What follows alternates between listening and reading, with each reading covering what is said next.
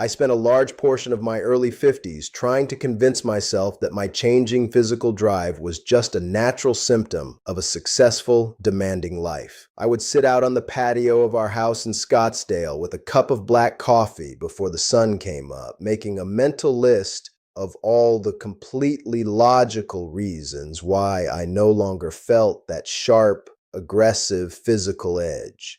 I blamed the stress of the sales quarter. I blamed the endless travel schedule. I blamed the fact that I was getting older and that nature simply demanded a slowdown. I built a very thick wall of rationalizations to protect my own ego. But sitting out there in the quiet of the morning, I knew I was lying to myself. The truth was that my body was changing in ways that quietly terrified me, and I did not know how to fix it. The physical response time was slipping away. The morning predictability that I had relied on for my entire adult life had just vanished. And the worst part was the sheer unpredictability of it all. You have a moment where everything seems fine, the connection is there, the intent is there, and then suddenly the pressure drops.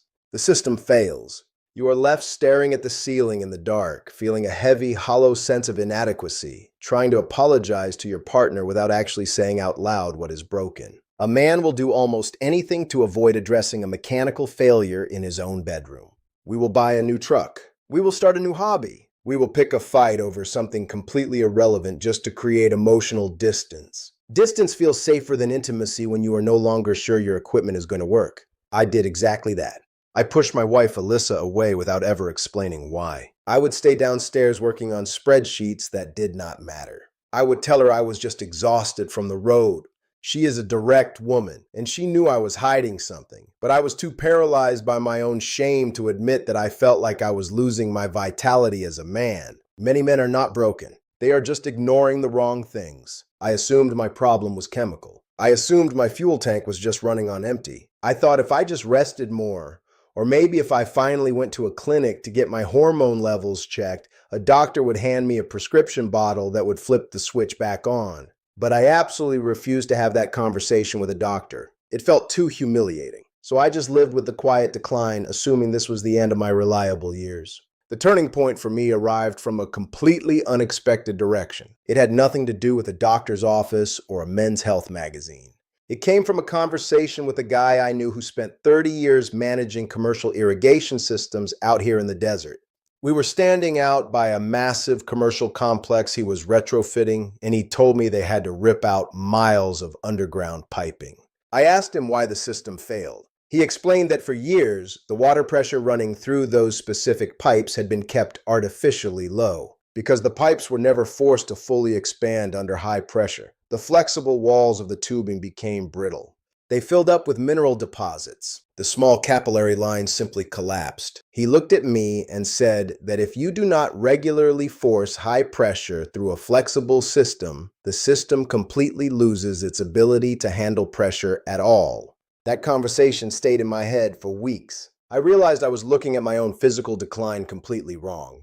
I was thinking about it like a chemical fuel problem, but it was actually a plumbing problem. I started doing my own reading about how the internal architecture of a man actually works. I learned that the whole mechanism is not just an empty space that fills up. It is a massive, intricate network of flexible pipes, main arteries, and millions of tiny capillary lines. And the walls of those blood vessels are actually muscles. Smooth muscles that need to contract and relax. When we are in our 20s, those muscular walls are incredibly elastic. They expand easily, they fill with blood instantly, and then tiny internal valves snap shut to hold the pressure in. But after decades of poor sleep, heavy corporate travel, high stress, and just the sheer wear and tear of living, those pipes start to harden. They get stiff. Plaque builds up.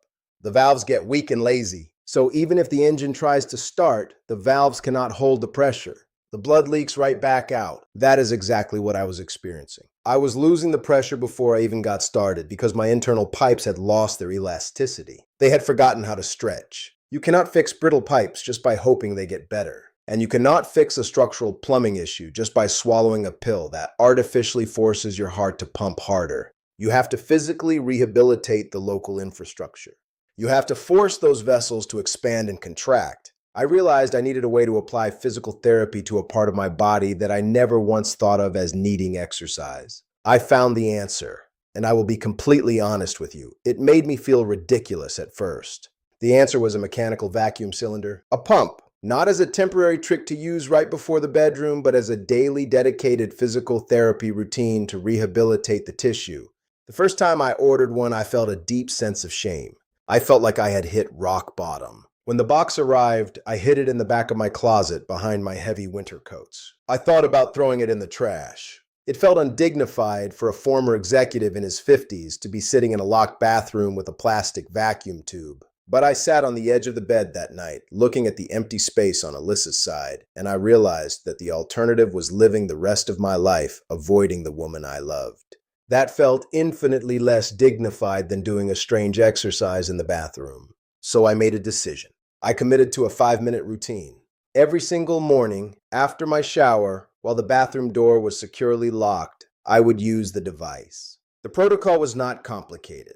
I would create the vacuum. I would pull the blood deeply into the tissue, physically forcing those dormant, stiff pipes to expand to their absolute maximum capacity. I would hold that heavy pressure for about a minute. I could feel the tension in the walls of the vessels. Then I would release the pressure valve and let the whole system relax and drain. Then I would do it again, 5 minutes, stretching the internal walls, putting tension on those smooth muscles, forcing the valves to wake up and work. What I was doing was exactly what my friend said the irrigation system needed. I was aggressively restoring the elasticity. By forcing the expansion mechanically, I was breaking up the microscopic stiffness in the walls. I was demanding that my body send fresh blood into those tiny capillary lines that were starting to collapse from lack of use. I was retraining the veins to snap shut and hold the line. For the first 2 weeks, nothing changed in my daily life. I just felt like a fool wasting time in the bathroom. But I am a stubborn man, and I treated it exactly like I treat my shoulder rehab or my morning cardio. It was just a non-negotiable part of the maintenance contract. I did not skip a day. Sometime around the middle of the 3rd week, I noticed a very distinct shift. The physical weight and presence of that area started to feel entirely different during the normal hours of the day. The resting state felt more solid. The tissue felt healthier. And then the morning predictability started to come back. It was not a sudden cinematic explosion of youth. It was a gradual, steady, undeniable return of structural integrity. The real test was not in the morning. It was late at night. The first time Alyssa and I were together after I had been strictly following this routine for a month, the difference was absolute. The hesitation was completely gone. The system held the pressure. The valves did exactly what they were designed to do. I did not lose the edge halfway through. Confidence returns when the body starts to respond again. I cannot fully explain the massive wave of psychological relief that washes over a man when he realizes his body still works. It changes the way you walk into a room. It changes the way you look at your partner across the kitchen island. You stop carrying that heavy, invisible backpack of quiet inadequacy. Alyssa did not know what I was doing in the bathroom every morning. She still does not know. What she does know is that her husband stopped finding excuses to stay downstairs late at night. She knows that the cold defensive wall I had built between us suddenly came down. I stopped pulling away when she touched my shoulder. I had fixed the mechanics, but what I actually salvaged was my marriage. The physical fix brought back the emotional proximity. I talk to a lot of men our age who refuse to try anything like this. They hear the word pump, and their pride immediately takes over. They think using a mechanical device is a joke. They would literally rather let their relationship slowly freeze over and die than spend 5 minutes a day doing physical therapy on their own plumbing.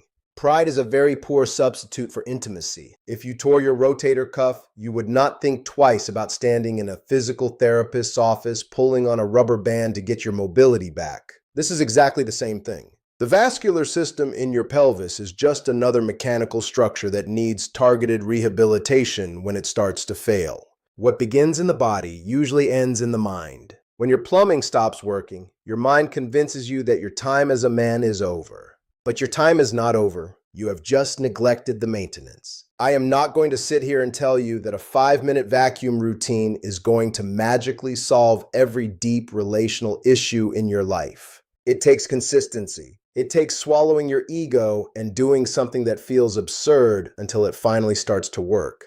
but I can tell you from personal experience that taking control of your own physical rehabilitation changes everything. Waking up in the morning, feeling that familiar, reliable physical response, and knowing you do not have to hide from your own wife anymore is worth 5 minutes of your time. Simple as that,